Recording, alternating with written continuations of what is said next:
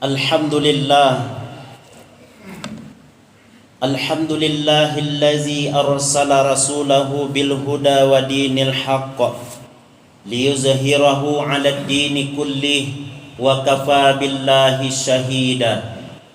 Ashhadu an la ilaha illallah wahdahu la syarikalah wa ashhadu anna Muhammadan 'abduhu wa rasuluh.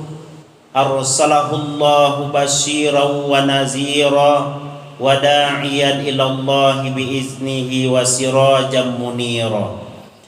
Allahumma fassalli wa sallim wa zid wa an'im wa barik wa karim ala sayyidina Muhammad wa ala alihi wa ashabihi ajma'in. Wardallahumma ala arba'atil khulafai rasyidin Abi Bakri wa Umar wa Utsman wa Ali wa ala baqiyati sahabati wat tabi'in wa tabi'it tabi'in wa man tabi'ahum bi ihsanin ila yaumiddin. Amma ba'du fa ya ibadallah, usikum wa nafsi bi taqwallahi wa ta'atihi la'allakum tuflihun. Ittaqullaha haqqa tuqatih wa la tamutunna illa wa antum muslimun. Qala Allah Ta'ala fi kitabihil karim wa huwa asdaqul qailin. A'udzu billahi minasy syaithanir rajim. Bismillahirrahmanirrahim. Inna a'tainakal kautsar fasalli li rabbika wanhar inna syani'aka huwal abtar. Sadaqallahul azim. Ma'asyiral muslimin, hadirin jamaah Jumat rahimani wa rahimakumullah. Senantiasa kita bersyukur kepada Allah dengan mengucapkan alhamdulillahi rabbil alamin atas segala nikmat dan karunia yang masih diberikan oleh Allah Subhanahu wa taala kepada kita.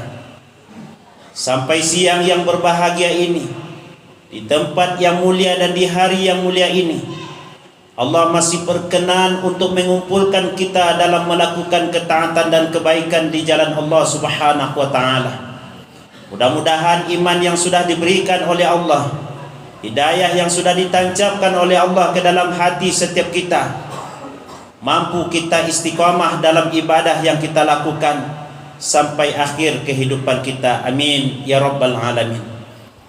Kemudian salawat dan salam kepada Rasulullah Muhammad sallallahu alaihi wasallam dengan mengucapkan Allahumma salli ala sayyidina Muhammad wa ala ali sayyidina Muhammad. Khatib juga tidak lupa untuk senantiasa menyampaikan wasiat takwa. Mari sama-sama kita tingkatkan iman dan ketakwaan kita kepada Allah Subhanahu wa taala. Karena iman dan takwa merupakan bekal yang paling utama yang akan kita bawa menghadap Allah Subhanahu wa taala. Ma'asyiral muslimin, hadirin jamaah Jumat yang dimuliakan oleh Allah Subhanahu wa taala. Sekarang kita berada di tanggal 22 Mei tahun 2026, bertepatan dengan tanggal 5 Zulhijjah 1447 Hijriah. Artinya kita masih berada di 10 hari pertama di dalam bulan Zulhijjah. Yang kata Nabi sallallahu alaihi wasallam, "Ma min ayyamin al-amalu salihu fiha ahabbu ilallah min hazihil ayyam." Tiadalah dari hari-hari yang mana amalan soleh lebih dicintai oleh Allah Subhanahu wa ta'ala melainkan amalan soleh yang dilakukan di 10 hari pertama bulan Zulhijjah. Lalu sahabat Nabi sallallahu alaihi wasallam bertanya kepada baginda Rasul, "Ya Rasulullah, walal jihad?" Wahai Rasul, bagaimana dengan jihad? Lalu Nabi sallallahu alaihi wasallam menjawab, "Walal jihad." Tidak pula dengan jihad. illa rajulun kharaja min baitihi bimalihi wa nafsihi, kecuali seseorang yang berjihad, dia keluar dari rumahnya, dibawanya hartanya, jiwa raganya, falam yarji' min zalika bisyai'in, setelah itu dia tidak kembali lagi ke rumahnya, artinya dia syahid di jalan Allah Subhanahu wa taala, baru itu bisa mengalahkan amalan kebaikan kesolehan yang kita lakukan di 10 hari pertama bulan Zulhijjah. Ibnu Taimiyah ditanya orang, wahai Syekh, mana yang paling utama? Apakah amalan di 10 hari pertama bulan Zulhijjah atau di 10 malam terakhir bulan Ramadan? Ibnu Taimiyah menjawab, kalau dilihat dari siang harinya, maka yang paling utama itu adalah 10 hari pertama bulan Zulhijjah. Kalau dilihat di malam harinya, maka yang paling utama itu adalah 10 hari terakhir bulan Ramadan. Karena di situ ada malam yang lebih baik dari 1000 bulan yang disebut dengan Lailatul Qadar. Maka oleh karena itu, ma'asyiral muslimin, begitu Allah hadirkan waktu kepada kita dan kita hadir dalam waktu terbaik tersebut, maka lakukanlah kesolehan, tingkatkanlah ibadah kita kepada Allah Subhanahu wa taala. Bisa dengan melakukan puasa-puasa sunnah. Ada yang memulainya di hari pertama, ada yang hari kedua, dan setidaknya ma'asyiral muslimin, kita lakukan puasa di tanggal 9 Zulhijjah yang dikenal dengan puasa Arafah. Nabi SAW mengatakan, saumu yaumi Arafah, puasa pada hari Arafah, yukaffirus sanatain, menghapuskan dosa 2 tahun, madiyah wa baqiyah, dosa setahun yang lampau dan dosa setahun yang akan datang. Begitu besar pahala yang diberikan oleh Allah Subhanahu wa taala ketika kita dihadirkan dengan waktu-waktu tersebut, maka manfaatkanlah untuk meningkatkan diri kepada Allah Subhanahu wa taala.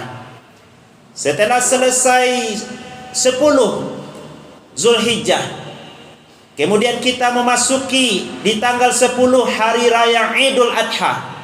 Setelah itu kita dihadirkan dan dihantarkan oleh Allah untuk mendekatkan diri kepada Allah melalui ibadah kurban. Maka lakukanlah ibadah kurban. Kewajiban bagi kita melakukan ibadah kurban bukan hanya sekali seumur hidup, tapi setiap tahun ada kemampuan kita berkurban, berkurbanlah.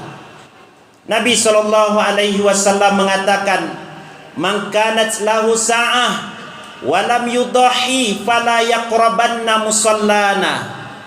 Barang siapa yang diberikan kemampuan oleh Allah untuk melakukan kurban, namun dia tidak ikut untuk berkurban, fala yaqrabanna musallana, jangan dekat-dekati tempat kami, jangan dekati tempat solat kami. Artinya apa? Bahwa ibadah kurban yang kita lakukan adalah bagian daripada mensyukuri nikmat yang telah diberikan oleh Allah Subhanahu wa taala kepada kita. Allah tidak meminta anak kita sebagaimana yang dipinta oleh Allah kepada Nabi Ibrahim alaihissalam, yang mana beliau menyembelih anak beliau. Tapi Allah minta kepada kita adalah sebagian dari harta kita. Inna a'tayna kal kausar, sesungguhnya kami telah memberikan kepadamu nikmat yang banyak. Fasalli li rabbika wanhar, maka dirikanlah salat karena Tuhanmu, wanhar, dan berkurbanlah. Maka di kalangan mazhab Hanafi, bagi orang yang mampu untuk berkurban, maka dia wajib hukumnya untuk melakukan ibadah kurban. Namun di kalangan mayoritas ulama seperti Syafi'iyah, mereka mengatakan bahwa kurban adalah sunnatum muakkadah, sunnah muakkadah, levelnya di atas sunnah biasa dan di bawah wajib. Maka ketika ada kemampuan kepada kita, mari dekatkan diri kita kepada Allah dengan melakukan ibadah kurban. Ma min amalin adamiyin, tiadalah amalan yang dilakukan oleh anak Adam yauman nahri, pada hari raya, Ahabbu ilallah subhanahu wa ta'ala min ihraqid dam. Amalan yang paling dicintai oleh Allah subhanahu wa ta'ala pada hari raya adalah Idul Adha, adalah menumpahkan darah hewan kurban. Innaha la ta'ti yaumal qiyamah, karena sesungguhnya hewan kurban kita itu akan datang nanti pada hari kiamat. Bikuruniha wa ash'ariha wa azlafiha, dia datang dengan membawa bulu-bulunya, kuku-kukunya, tanduk-tanduknya. Artinya apa? Kebaikannya banyak di sisi Allah subhanahu wa ta'ala untuk orang yang melakukan ibadah kurban. Berapa banyak kebaikan yang kami terima wahai Rasulullah? Tanya sahabat kepada baginda Nabi atas kurban yang kami lakukan. Lalu Nabi SAW menjawab, wa bikulli sya'aratin hasanah, setiap bulu-bulu yang terdapat di hewan kurban tersebut itu adalah kebaikan. Maka ketika kita punya kemampuan untuk melakukan ibadah kurban, jangan sampai di dunia kita mobil bagus, kendaraan mewah, rumah bagus, namun di akhirat kita tertatih-tatih. Kenapa? Karena ada kesempatan yang diberikan oleh Allah untuk mendekatkan diri kepada Allah, meningkatkan ketakwaan kita kepada Allah, namun tidak kita laksanakan. La yanalallaha luhumuha wala dima'uha walaki yanaluhut taqwa minkum. Tidak sampai kepada Allah darah, tidak sampai kepada Allah daging, tapi yang sampai kepada Allah adalah ketakwaan kita kepada Allah subhanahu wa ta'ala. Ingin dekat dengan Allah, maka lakukanlah apa yang telah diperintahkan oleh Allah, apa yang telah diperintahkan oleh Rasulullah sallallahu alaihi wasallam. Orang yang berkurban sejatinya adalah bagian daripada memenggal sesuatu yang tidak baik di dalam dirinya. Karena di dalam diri manusia itu ada sifat kebinatangan, ada sifat ketuhanan, ada sifat hewan liar, dan ada juga sifat setan. Ketika kita menyembelih hewan kurban, maka sejatinya adalah kita menyembelih sesuatu yang tidak baik di dalam diri kita, menyembelih sifat-sifat kebinatangan, menyembelih sifat-sifat yang tidak baik, yang mana selama ini hak orang hak kita juga, punya orang punya kita juga. Kita merasa hebat, kita merasa kuat, orang lemah, maka hal yang tidak baik dalam diri kita seperti itu, itulah yang kita sembelih sejatinya. Hewan kurban yang kita sembelih tersebut merupakan simbol sejati dalam diri kita bahwa kita adalah orang-orang yang hatinya bersih di hadapan Allah subhanahu wa ta'ala. Karena di akhirat nanti tidak berguna lagi harta, tidak berguna lagi anak, tetapi yang berguna adalah orang yang datang menghadap Allah biqalbin salim. Yauma la yanfa'u malu wala banun illa man atallaha biqalbin salim. Tidak bermanfaat harta, kata Allah, tidak bermanfaat anak, tetapi yang bermanfaat nanti di akhirat orang yang datang menghadap Allah biqalbin salim, dengan hati yang selamat. Hati yang selamat itu yang seperti apa? Hati yang diisi dengan ketakwaan kepada Allah subhanahu wa ta'ala. Dan jalan untuk mendekatkan diri kepada Allah tak lain dan tak bukan adalah lakukanlah kurban. Ma'asyiral muslimin, jamaah Jumat yang dimuliakan oleh Allah subhanahu wa ta'ala, maka bagi kita yang mempunyai kesempatan, diberikan kelapangan rizki oleh Allah, datangi pengurus masjid, datangi panitia kurban. Hari dan waktu masih ada sebelum habis tanggal 13 Zulhijjah, maka masih ada kesempatan yang diberikan oleh Allah. Maka laksanakan, maka lakukanlah, karena itu adalah bagian daripada mendekatkan diri kita kepada Allah subhanahu wa ta'ala. Yang terakhir, ma'asyiral muslimin, bahwa ibadah kurban adalah bentuk atau bagian daripada mendekatkan diri kita dengan sesama manusia. Artinya hablum minallah, ketakwaan kita kepada Allah, melaksanakan perintah Allah, menyembelih hewan kurban.